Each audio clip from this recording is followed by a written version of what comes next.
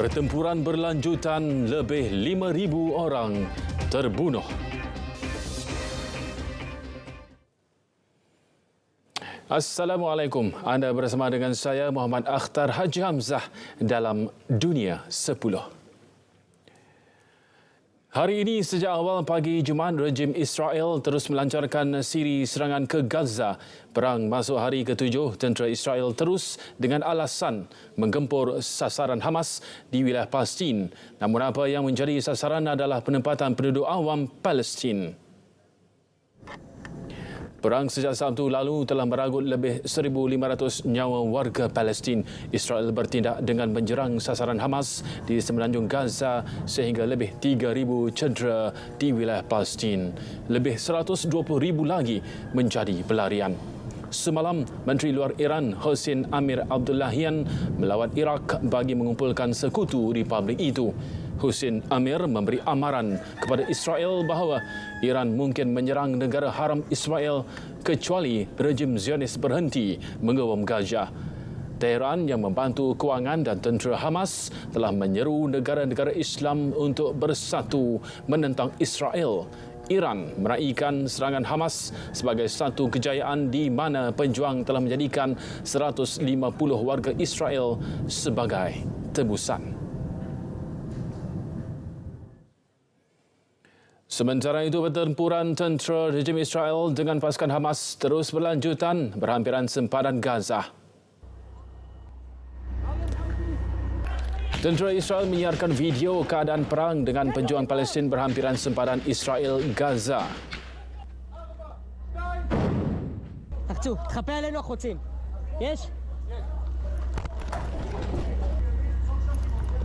Rakyat Palestin dan masyarakat dunia kini menunjukkan kemarahan terhadap Israel dan menyokong tindakan pejuang Hamas. Hamas diwujudkan pada 1987 semasa Intifada Palestin pertama menentang pencerobohan Israel. Perjuangan kumpulan Hamas didakwa dari Ikhwanul Muslimin. Sejak 1990-an, gerakan Hamas menjadi peneraju perjuangan bersenjata menentang Israel.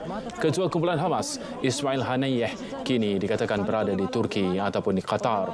Semasa peperangan terbaru ini, gerakan Hamas di Gaza diketuai oleh Yahya Sinwar. Kumpulan Hamas menyeru rakyat Palestin supaya terus bangkit untuk memprotes serangan Israel ke atas Gaza. Pejuang menggesa mereka mara ke Baitul Maqdis Timur dan berjuang menentang tentera rejim Zionis di tebing barat yang diduduki.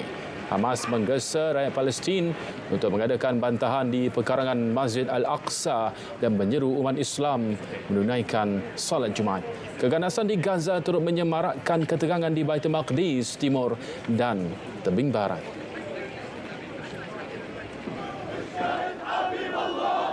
Sementara itu, beribu-ribu warga Palestin meratapi mangsa yang terbunuh akibat serangan tentera Israel di tebing barat.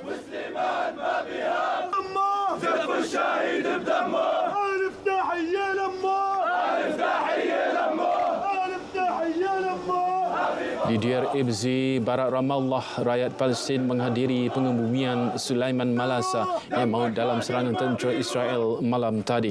Ketika korban perang semakin meningkat, tentera Israel terus merancang untuk melancarkan operasi besar-besaran di Gaza City dalam tempoh beberapa hari akan datang. Walaupun amaran berpindah dikeluarkan oleh Israel, orang ramai dilihat masih berada di Gaza City dengan ribuan penduduk masih berkumpul di Hospital Al-Shifa dan berikrar tidak akan berganjak dari bumi Palestin.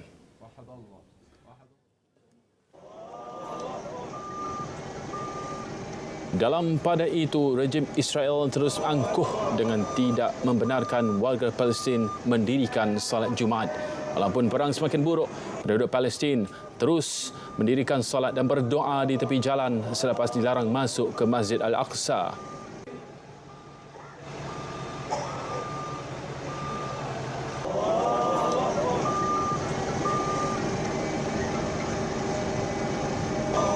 Tentera rejim Israel berkawal ketika rakyat Palestin solat di Ras Al-Amud selepas dilarang memasuki pekarangan Masjid Al-Aqsa untuk solat Jumaat. Ketegangan semakin memuncak selepas pejuang Hamas melancarkan serangan mengejut ke atas Israel, manakala rejim Zionis pula bertindak balas dengan mengebom kawasan penduduk Palestin.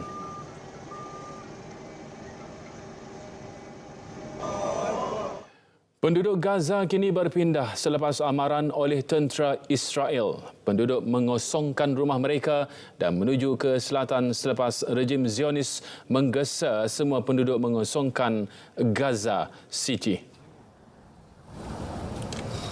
Pertubuhan Bangsa-Bangsa Bersatu dimaklumkan bahawa Israel telah mengarahkan 1.1 juta penduduk utara Gaza berpindah ke selatan wilayah itu dalam tempoh 24 jam. Tindakan itu kemungkinan rejim Zionis melancarkan serangan darat secara besar-besaran.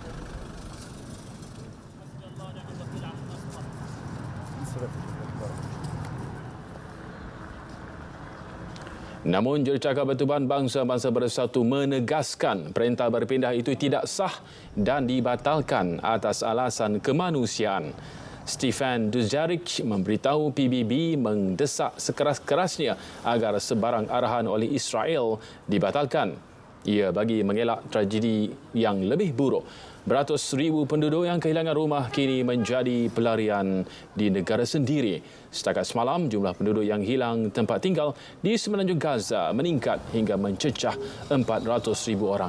Lebih 270,000 mendapatkan perlindungan di sekolah kendalian agensi PBB yang membantu pelarian Palestin, manakala lebih 150,000 orang berlindung di kediaman saudara mara, jiran dan tempat awam yang lain. Perhimpunan dan tunjuk perasaan diadakan di bandar-bandar utama di seluruh dunia hari ini. Demonstrasi oleh masyarakat antarabangsa ini bagi menyokong perjuangan Hamas. Di ibu kota Iran, beribu-ribu penduduk turun ke jalan-jalan utama bagi menyatakan sokongan kepada rakyat Palestin.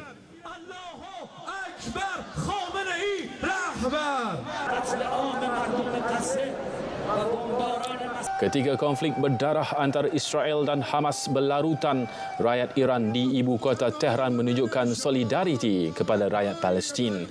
Warga Iran menyeru negara-negara Islam bersatu menentang rejim Zionis Israel. Semasa berarak, mereka membawa spanduk dan melaungkan slogan mengutuk rejim Israel. Penunjuk perasaan juga mengibarkan bendera Iran, Palestin dan Hizbullah serta membakar bendera Amerika Syarikat dan Israel. Nasib rakyat Palestin akan terus dibela. Malaysia akan melancarkan tabung kemanusiaan untuk membantu rakyat Palestin yang kini dizalimi Israel. Tapi perkembangan mutakhir lebih membimbangkan. Israel telah mengambil keputusan untuk mengepung seluruh kawasan utara Gaza dan cara tindakan ganas dan biadab ini tentu akan menjejaskan kehidupan mereka. Beberapa pemimpin dunia Islam mengambil inisiatif dan saya telah menghubungi beberapa orang pemimpin untuk menyatakan kita bersedia menyokong sama ada melalui OIC atau apa juga rencana lain untuk memberi tekanan supaya tekad kegilaan dan kezaliman ini dihentikan. Dan kerana menerima masalah ini, saya dengan ini memutuskan, walaupun Menteri Luar menyebut semalam dana awal 1 juta, saya tambah permulaan dana dari kerajaan 10 juta ringgit. Dan saya akan pastikan semua JLIC, JLC dan syarikat-syarikat swasta cuba mengumpulkan bersama rakyat dengan dana awal sekurang-kurangnya 100 juta ringgit.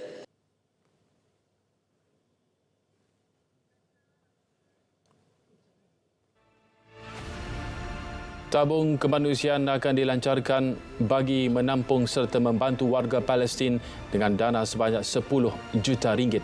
Syarikat-syarikat serta orang ramai juga digesa untuk sama-sama membantu demi prinsip keadilan dan kemanusiaan sejagat. Pemimpin majoriti Dewan Perwakilan Amerika Syarikat Steve Scalise umum menarik diri daripada jawatan Speaker Dewan Rakyat selepas gagal mendapat sokongan mencukupi daripada Dewan Republikan pada Khamis. Rabu lalu Scalise memenangi pencalonan jawatan itu dengan undi 113-99 ke atas Jim Jordan yang juga pengerusi jawatan kuasa kehakiman Dewan dan pengasas bersama House Freedom Caucus. Kemenangan hanya 14 undi oleh Scalise menunjukkan pembahagian yang kuat di kalangan House Republicans. Manakala keputusan terbaru Republican Louisiana akan menyebabkan parti itu akan bergelut untuk mencari seseorang yang mempunyai majoriti mudah di dalam Dewan untuk memilih Speaker. Pada ketika ini, Republican hanya mempunyai majoriti tipis bagi calon Speaker iaitu 221 berbalas 212. Dua calon Presiden Ecuador, Luisa González dan Daniel Noboa, secara rasmi menamatkan kempen mereka pada hari Khamis. Menjelang pilihan raya hari ini diancam dengan keganasan terhadap calon termasuk pembunuhan calon anti rasuah Fernando Villavicencio Ogos lalu. 7 suspek yang dipenjarakan dalam kes tersebut juga kemudiannya turut dibunuh. Bagaimanapun, Noboa dalam kempennya berjanji untuk menarik pelaburan asing mewujudkan pekerjaan terutamanya untuk golongan muda. Selain menggunakan teknologi untuk memerangi jenayah yang semakin meningkat yang melibatkan penagih dadah. Manakala calon kedua González berjanji untuk mengembalikan perbelanjaan sosial yang tinggi dengan menggunakan 2.5 bilion Amerika dari rezerv antarabangsa Ecuador untuk meningkatkan ekonomi. Lebih daripada 13 juta orang layak mengundi pada proses pilihan raya itu, namun calon yang menang hanya akan mentadbir dalam tempoh yang pendek iaitu sehingga Mei 2025.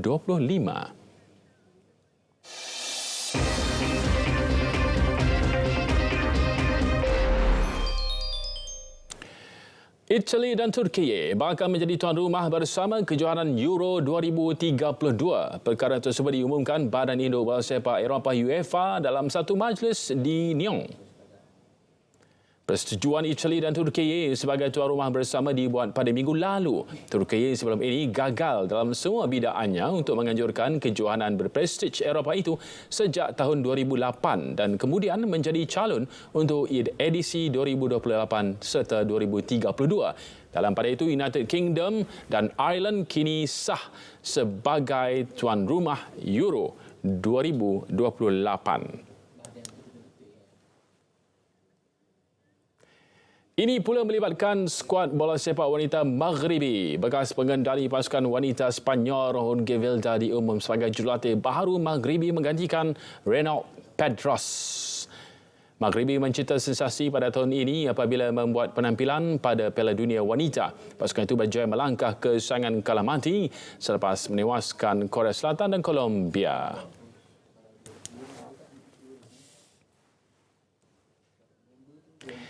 Dunia 10 edisi 13 Oktober 2023 berakhir di sini. Saya Muhammad Atta Haji Hamzah, Malaysia Madani, tekad perpaduan penuhi harapan. Assalamualaikum. InsyaAllah kita jumpa lagi.